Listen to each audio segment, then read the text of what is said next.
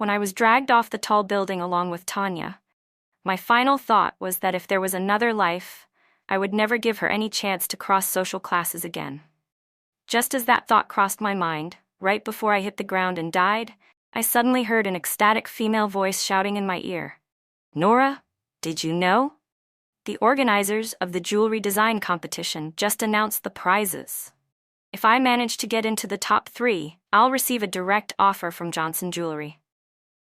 As the world spun around me, I suddenly opened my eyes and saw Tanya gripping my shoulders, shaking me hard, her face filled with excitement as she shared the good news with me. Looking around at the familiar dormitory and her still young and tender face, I was stunned for a moment. Then I realized I had been reborn.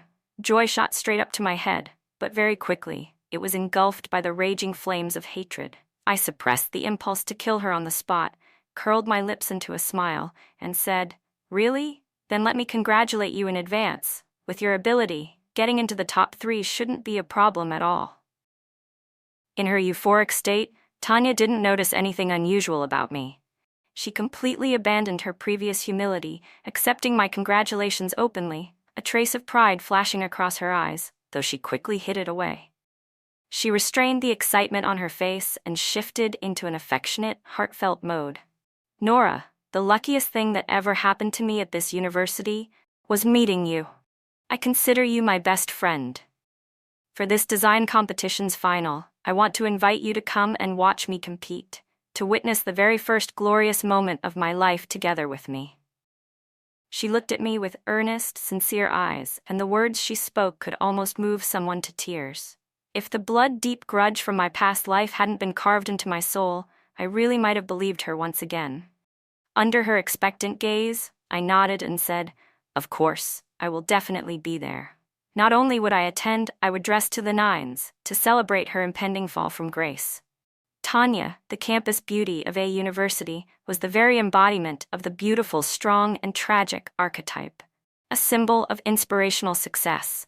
Born into a wretched family with an alcoholic father, a biased mother, and a gambling-addicted brother, she managed, through her own strength, to get accepted into the prestigious A university under extremely harsh circumstances.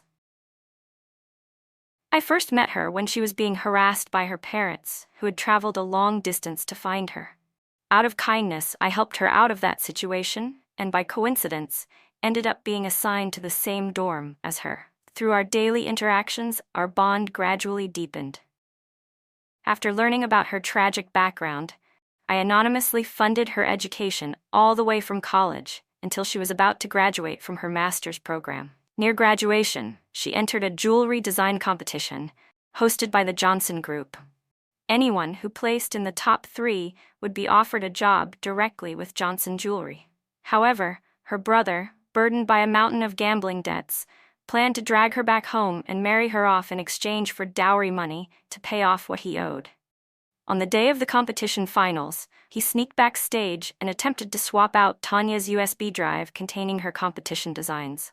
I happened to run into him purely by chance, realized something was wrong, and managed to stop him in time.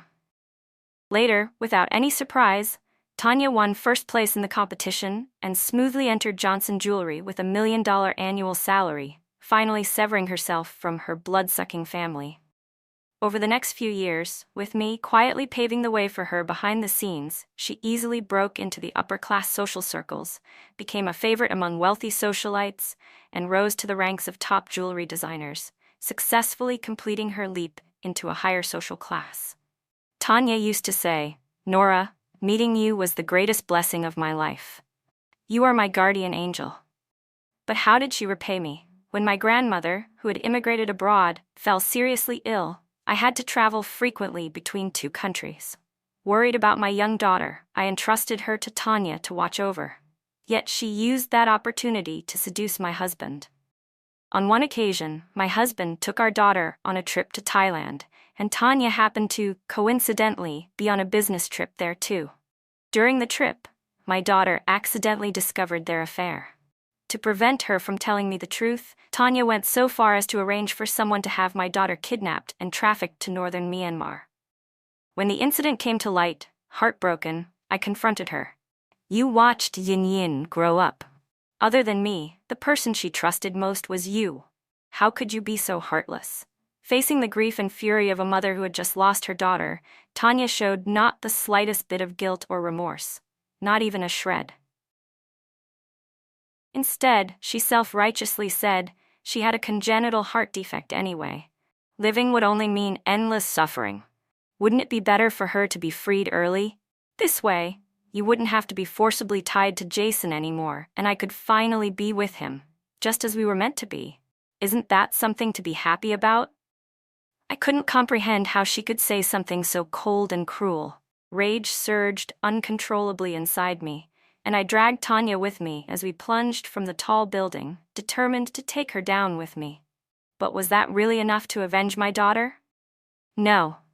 Now that I had another chance at life, I would make sure everyone who had hurt my daughter paid their debts in blood. After leaving the university, I couldn't wait to drive straight home. When I pushed the door open, I saw a man in loungewear clumsily trying to prepare a bottle of formula. His inexperience showed. Milk powder was spilled all over his clothes. Hearing the door open, he turned around, scratched his head awkwardly, and said, "Honey, you're back." Expressionless, I took the bottle from his hands and said, "Let me do it."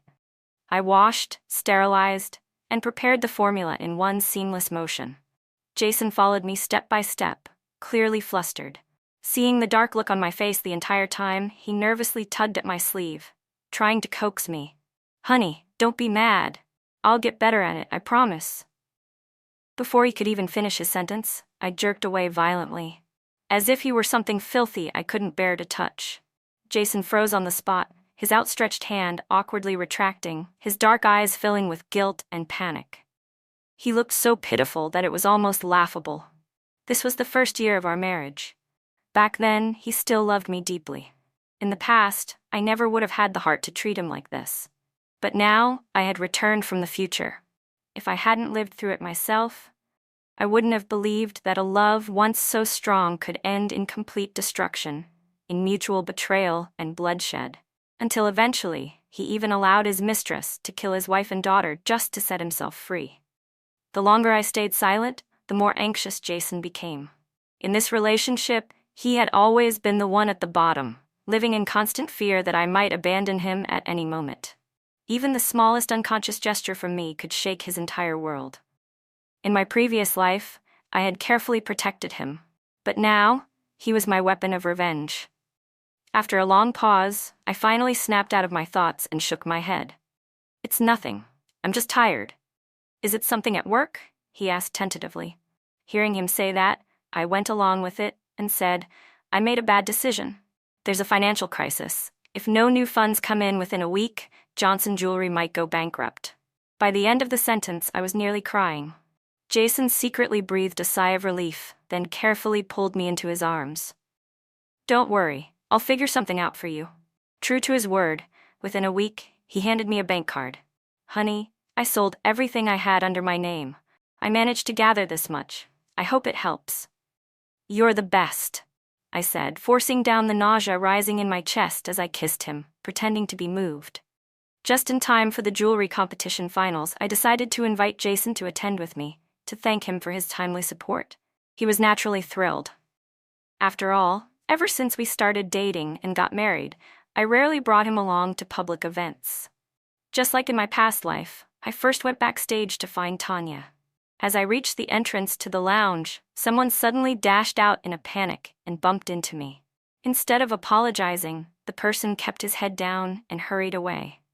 Jason, unwilling to see me suffer even the slightest grievance, immediately reached out and grabbed the person's arm. That man was none other than Tanya's brother, Tommy. Having just committed some shady deed, he was desperate to flee. Now caught by Jason, he angrily barked, "Who the hell are you? Let go of me." Jason stared coldly at him and ordered, "You bumped into someone. Apologize." Seeing that the argument was about to escalate, I rubbed my arm and stepped forward, pretending to suddenly realize something. "Ah, aren't you Tanya's brother? Did Tanya ask you to come and pick something up?" Hearing that, Tommy, though unsure how I had recognized him, still played along and said, Yes, I'm Tanya's brother. She asked me to grab something for her." "Then you better hurry. I said with a smile. Take the path on the right so you don't delay Tanya's business. I pried Jason's hand away and continued helping Tommy out of the situation. Tommy, catching on quickly, muttered a hasty thank you and turned around, disappearing down the hallway. Not long after Tommy left, Tanya arrived. She saw the wide-open door of the lounge and, for once, looked unusually cautious. "Did someone just come out of here?" she asked. Jason instinctively started to answer, but before he could finish his sentence, I gave him a firm push forward, almost causing him to bump into Tanya. I quickly said, "Tanya, haven't you always wanted to meet my husband? I brought him here today. Let me tell you, he's actually 2 years ahead of you in the same department. In the future, if you have any professional questions, you can always ask him." In the next second, Tanya's attention was successfully diverted. Blushing furiously from almost colliding with him, she shyly looked away, though she couldn't help sneaking peeks at Jason. "Hello, senior," she said bashfully. Compared to her bashful enthusiasm, Jason's response was much colder and more distant. Yet it was precisely this indifference that only made Tanya fall deeper under his spell. She looked like she wanted to say something more, but just then, Jason's phone rang. He made an apologetic gesture and stepped aside to answer the call. Tanya watched his back with a look of longing and sighed. "Nora, if only I could be as lucky as you, finding such an outstanding husband like Jason." I patted her on the shoulder, laughing playfully. "Once you start working at Johnson Jewelry, you'll find plenty of men like that." But Tanya immediately and fiercely objected. "It's not the same. Jason is one of a kind." Realizing how inappropriate her words sounded, she hurriedly tried to explain. "Nora, I didn't mean anything by that. I get it," I interrupted, smiling calmly. "Aren't you about to compete? You should hurry." Tanya stared at me for a moment, trying to read my expression. Only after confirming that my face was as calm as ever did she finally breathe a sigh of relief and head toward the competition hall. I watched her leave, my eyes growing colder. "So, what if it was a man? If you want him, I'll gladly gift him to you. But you'll have to meet in hell." This jewelry design competition was a national event hosted by Johnson Group in collaboration with the country's top jewelry companies. It attracted widespread attention both within and outside the industry. Tanya, as one of the star contestants, had been the center of attention from the start. From the preliminary rounds to the semi-finals, she had always ranked first, and it seemed only natural that she would take the championship again this time. In my previous life, she did indeed win, but this time, things might not be so certain. Soon the host called Tanya's name. She confidently walked onto the stage and handed over her USB drive to the staff. They inserted it into the main screen system for her presentation. Tanya began, "The theme of my final design is forbidden love, inspired by the story of Oedipus." But the moment her PowerPoint opened, a gasp swept through the audience. In an instant, Tanya felt a surge of dread. She whipped her head around to look at the big screen, only to see an explicit set of private photos of her and her brother, Tommy, displayed in full view. In a flash, all the color drained from Tanya's face. Her knees buckled, and she collapsed weakly to the floor. "What's going on? Isn't this supposed to be a jewelry design competition? Why is Tanya showing something like that? Unbelievable." The crowd erupted in shocked murmurs and whispers, their eyes filled with disgust and disbelief. The once pure and innocent campus belle turned out to be so wild behind closed doors. "Look at that posture. No amateur could pull that off. Yeah, it takes serious skill to do that kind of thing. If I'd known she was like this, maybe I would have tried harder, flattered her a little more. Who knows, maybe I'd have gotten lucky too, haha." The boys who once admired Tanya from afar, now seeing this shocking side of her, didn't care whether the photos were real or not. Vulgar jokes and filthy comments spilled out one after another, each more disgusting than the last. But to my ears, their words sounded like sweet, beautiful music. At the same time, I was genuinely stunned by how ruthless Tommy was. Just to force Tanya back home to marry off for dowry money, he actually faked such private photos, completely destroying his own sister's reputation. The scene descended into chaos. I shouted, "Tanya!" and rushed onto the stage, hurriedly instructing the staff to turn off the big screen. I then supported Tanya, who was utterly shell-shocked, and guided her backstage to rest. The blow was too much for her. Tanya remained dazed for a long time. "Here, have some water," I said, handing her a cup of hot water. But Tanya suddenly grabbed my arm with both hands, her nails digging so hard into my flesh that I winced in pain and frowned. The cup slipped from my loosened grip and shattered on the floor with a loud crash. I instinctively struggled to pull away, signaling for her to let go, but she was like someone possessed. Her bloodshot eyes stared at me fiercely as she shouted, "Nora, you're the only one who's ever seen what my USB looks like. Tell me, was it you? Did you swap it on purpose to frame me? Tell me." By the end, Tanya was screaming hysterically, her voice hoarse and full of anguish and rage. I glanced down and saw where her nails had dug into my arm, leaving it pale and bloody from the pressure. It showed just how much force she had used. Tanya was truly the textbook definition of ungrateful. Even now, I had treated her kindly, yet she repaid me by imagining the vilest things about me. Suppressing the burning pain in my arm, I spoke coldly. "Then tell me, Tanya, what motive would I possibly have for doing that? Aside from a bit of talent and design, what else about you is so valuable that I would go through all this trouble to frame you? Your leeching, parasitic family, or your overly fragile, hypersensitive pride?" Both points hit Tanya's sore spots directly. They were taboos in her heart, untouchable wounds she refused to acknowledge. Now, having them exposed so brutally, she felt utterly humiliated, and finally, a shred of clarity returned to her mind. When she saw the bloody finger marks on my arm, Tanya's face twisted, almost as if she wanted to bite her tongue off in regret. She immediately apologized. "Nora, I'm sorry. I was just too anxious. You know how important this competition is to me. It must be someone jealous of me who sneaked into the lounge and tampered with my USB." Tanya's mind worked fast. In an instant, she guessed the truth about 80 to 90% correctly. But unfortunately, she still thought I was the main suspect. I sneered inwardly but outwardly smiled gently and said, "All right, I'll help you check." I immediately requested an investigation to see if anyone suspicious had entered recently. The person in charge quickly replied that all personnel entering the competition venue had been thoroughly screened and registered, meaning no outsiders had slipped in. Tanya refused to believe it. "What about the surveillance cameras? The ones outside the lounge?" The person in charge looked awkward and said, "The cameras were broken." "Broken? You expect me to accept that excuse?" Tanya snapped, her voice sharp. "This is your negligence. I demand a proper explanation, or I won't let this matter go." The person in charge stammered, apologized profusely, and after much coaxing, barely managed to calm her down. On the drive home, Jason, who had been silent the whole way, suddenly asked, "Why didn't you tell Tanya that her brother had been there?" At his words, my hand paused briefly on the steering wheel. Then I smiled faintly and said, "There's no need." Jason turned halfway in his seat to face me, his brows furrowed in confusion and frustration. "Why is there no need?" Jason pressed, clearly unwilling to let it go. "Nora, isn't Tanya your best friend? Friends are supposed to be honest with each other to help each other, right? And today, when we caught Tommy sneaking out, you clearly noticed something was wrong, but you still helped cover for him and let him go." Jason poured out everything he had observed, and by the end, his tone carried a sharp edge of accusation. His questioning pulled out all the anger I had been forcing down. I suddenly slammed on the brakes and pulled over to the side of the road. Letting out a cold laugh, I countered, "So what? Are you planning to turn me into Tanya?" I stared straight at him.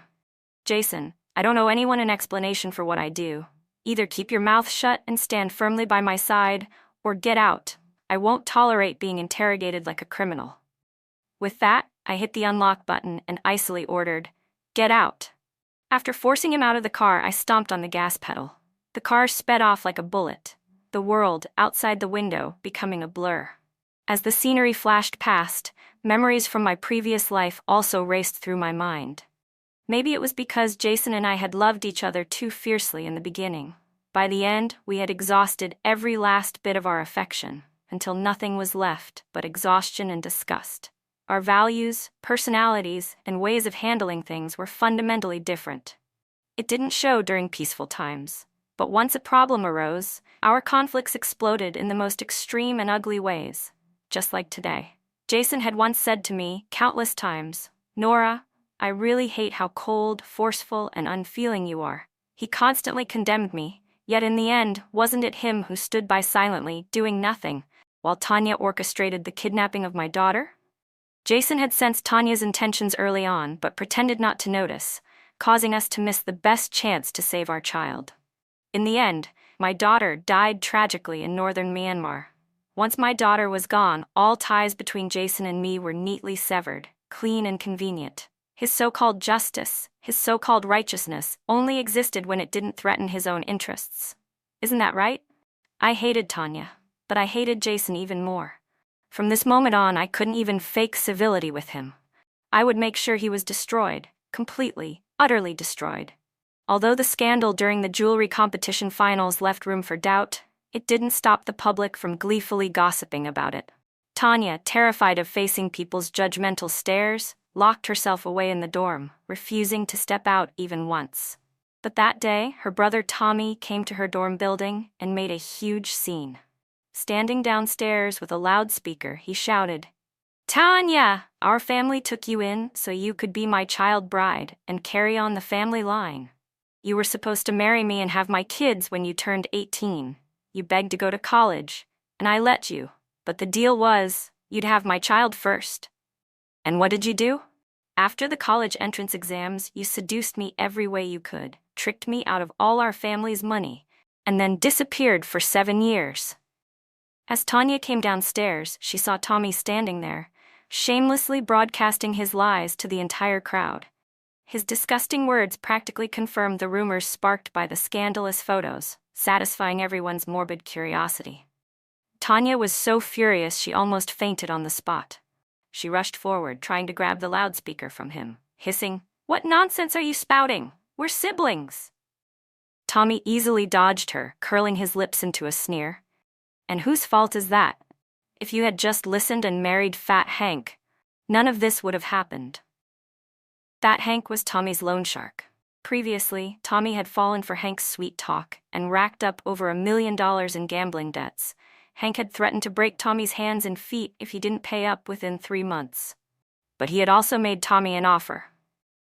If Tommy was willing to marry his sister Tanya off to him, not only would the debt be wiped clean, but Hank would even throw in a $200,000 dowry. Just sacrificing one sister could save his limbs and net a tidy sum. How could Tommy refuse? After finding out where Tanya's school was, he had come here, trying every dirty trick he could think of to force her into submission. When nothing worked and the deadline loomed closer, Tommy, growing desperate, came up with this insane, disgusting plan.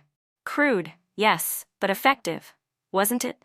Tommy's disgusting outburst left Tanya completely cornered. Clenching her teeth, she spat out one word, despicable. In the end, Tanya had no choice but to come to me for help. She had nowhere else to turn. The moment she saw me, she collapsed onto my lap, sobbing uncontrollably. Her voice was choked with emotion as she cried, Nora, it was my brother. He was the one who switched my USB drive. He wants to force me back home to marry off and pay off his gambling debts. I never thought he'd stoop to something so vile just to trap me. No matter what, we're still blood siblings. She cried with such heartbreak and despair that anyone watching would have pitied her. After she finally cried herself out, I gently patted her back. Tanya, don't worry, I'll help you. I suggested, there's tight security at the Dunhuang Hotel. You can stay there for now to avoid your brother's harassment. I'll work on gathering evidence to resolve this. At my words, Tanya wiped her tears and smiled through her sorrow. She leaned her face against my shoulder, just like she used to, and said with deep emotion, Nora, thank you. As expected, you're the only one in this world who truly cares about me. Tanya's sweet words flowed as if they cost her nothing, but they were just words, empty, never etched into her heart. Deep down, Tanya actually resented how I was always the one saving her, like some guardian angel swooping in whenever she was in trouble. It made her feel weak and useless, but cruel reality left her no choice but to rely on me. Now, I had a firm grasp on every thought inside her mind. I gently cupped her face and said softly, In that case, you must never betray me, Tanya, otherwise, I won't forgive you. My tone was chilling. Tanya shivered violently, real fear flashing in her eyes. She stammered, Nora, are you kidding? How could I ever betray you? She said it, but her eyes started darting around nervously, unable to meet my gaze. Just as the air between us grew thick with tension, I suddenly let out a light laugh. Look at you, I'm just teasing. Hearing that, Tanya forced a laugh too. I know, I was just trying to show you my loyalty. We laughed together, but only we knew how hollow those laughs really were. After a while, I stood up and said, I'll have someone bring you dinner. Eat and get some rest, I have something to take care of. Leaving the presidential suite, I didn't immediately leave the hotel. Instead, I went upstairs to the rooftop restaurant and took a seat. I pulled out my phone and sent Jason a message. Come to the Dunhuang Hotel. Less than half an hour later, Jason arrived, his face lighting up with joy. Honey, you're finally willing to see me. Since our last fight, I had deliberately kept my distance, ignoring his calls and messages, cutting him off completely. I didn't respond to his enthusiasm, only lifting my hand slightly. Sit. Jason sat down quickly. Not long after, waiters began bringing out dishes one after another, until the entire table was filled. Finally, they placed a strangely shaped bamboo stand in the center of the table, and lit the white candles arranged on it. Jason looked confused and asked, What's all this? Staring at the flickering candlelight through the blue flames, I suddenly saw the image of my daughter's broken body when the police finally recovered her. She was so disfigured, I could barely recognize her.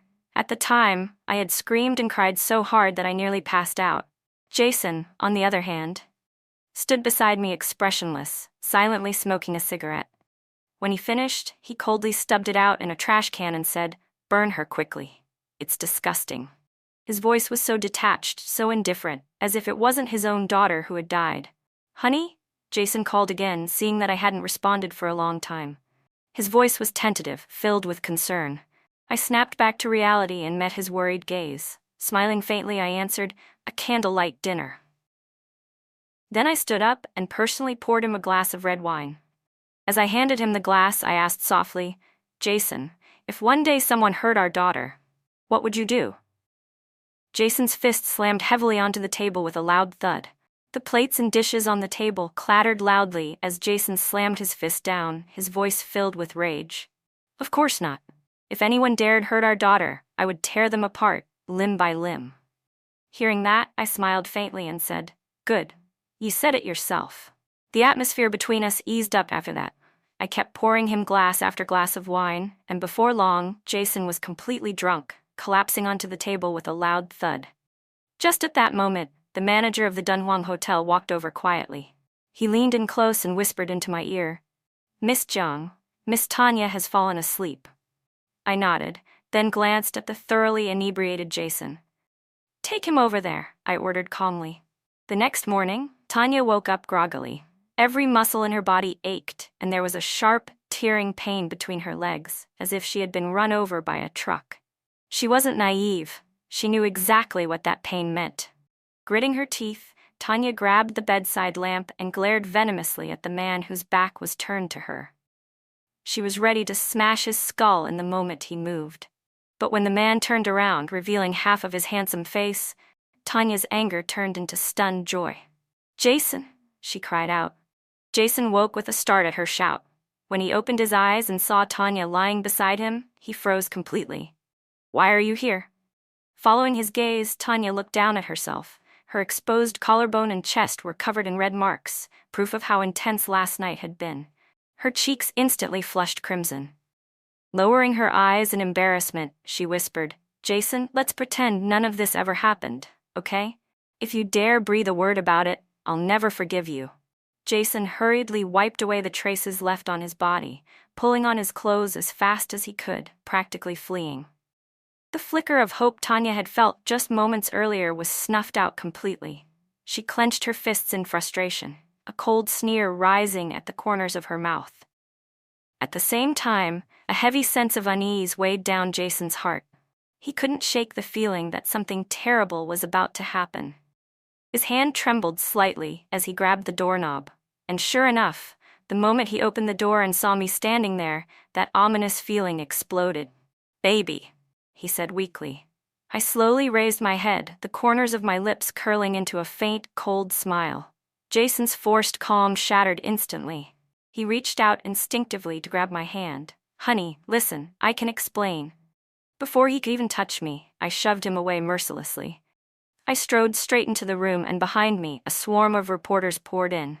Hearing the commotion, Tanya, still sitting on the bed, called out instinctively, "Who's there?"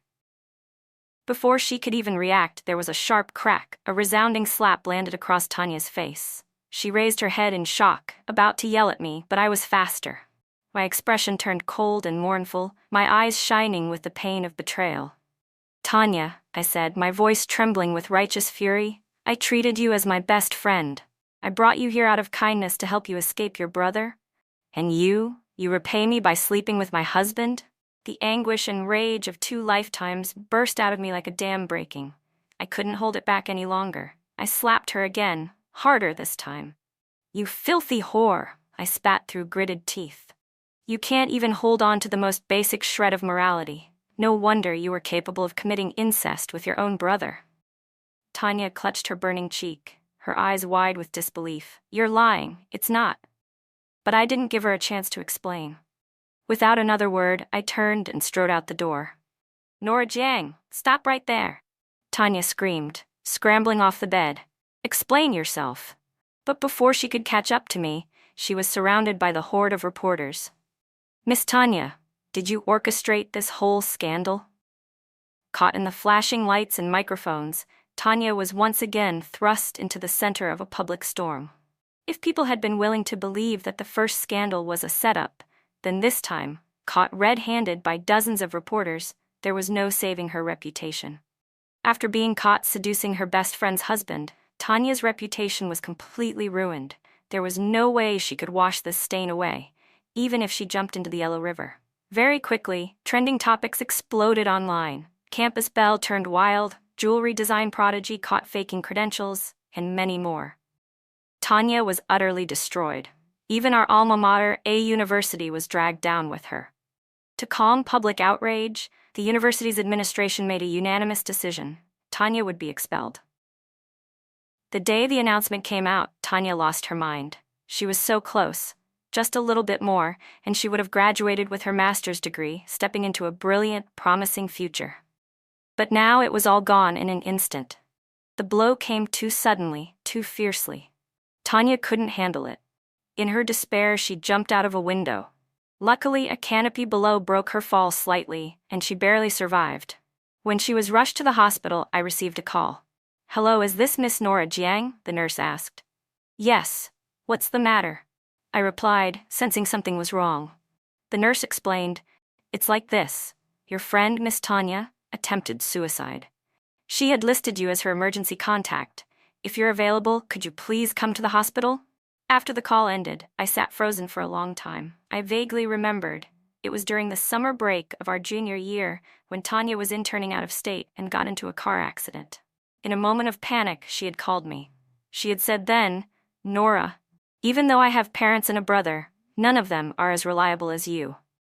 Since then, she had listed me as her emergency contact.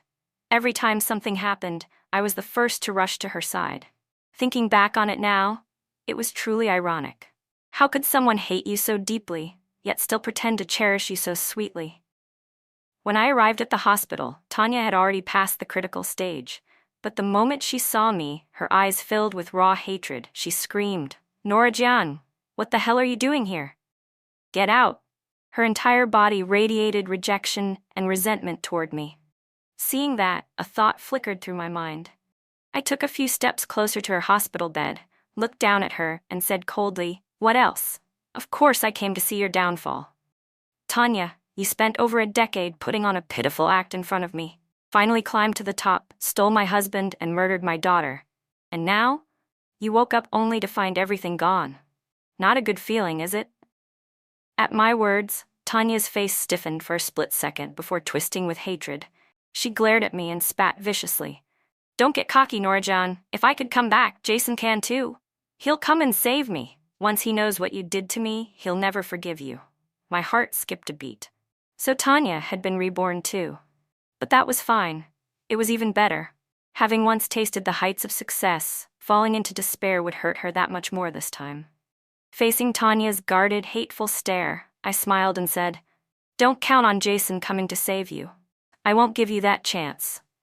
As soon as I finished speaking, I clapped my hands lightly. The door swung open and Tommy walked in, smiling obsequiously at me. "Miss Jiang, thank you for taking care of Tanya all these years." I curled my lips into a faint smile. "We were friends once.